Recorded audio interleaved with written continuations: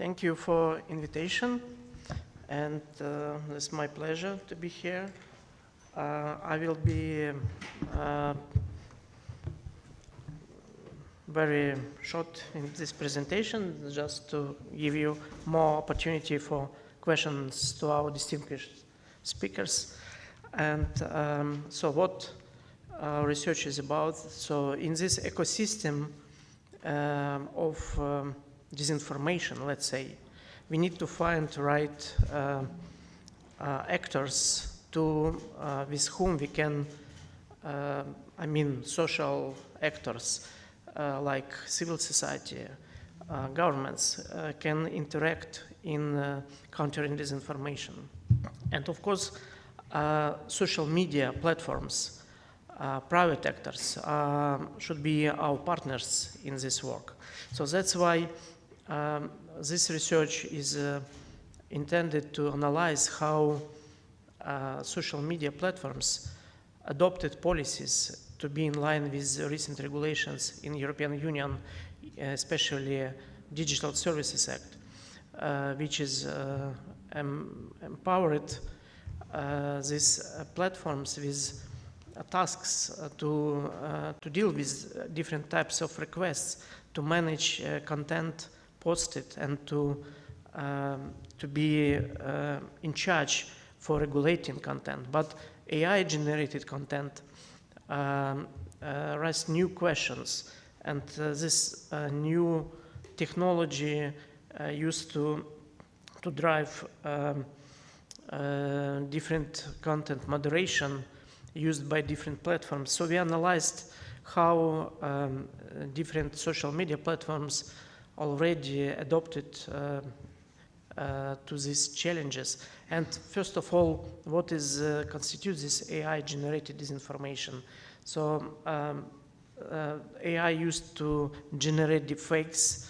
AI generates texts which aligned with specific requests by who is in charge of managing AI. So that's why it's easily made proliferation of users and target audience, and in this way AI is very powerful tool for generating content which is much more sophisticated and advanced to the needs.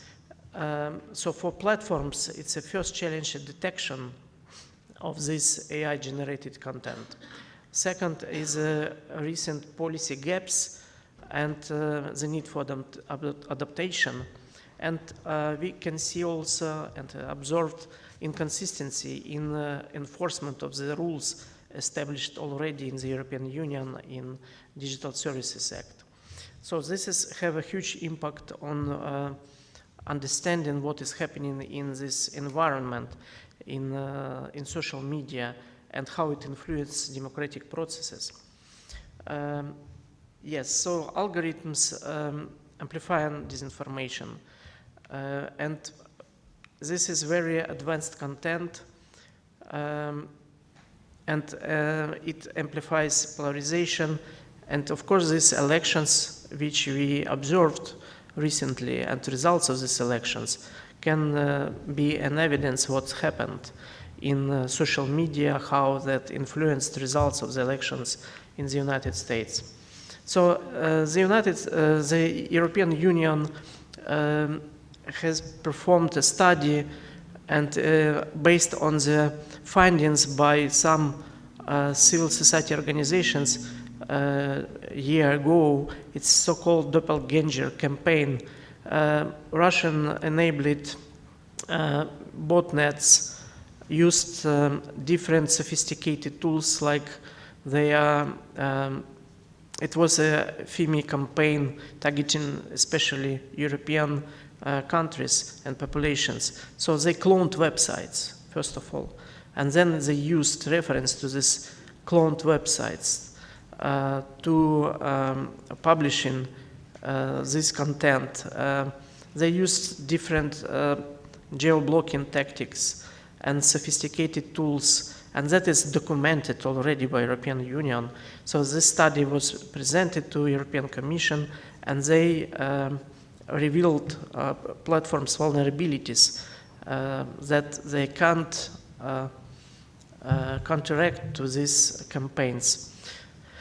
So what was the response from major social media platforms? So Meta, Facebook and Twitter, they established fact-checking partnership with stakeholders like civil society.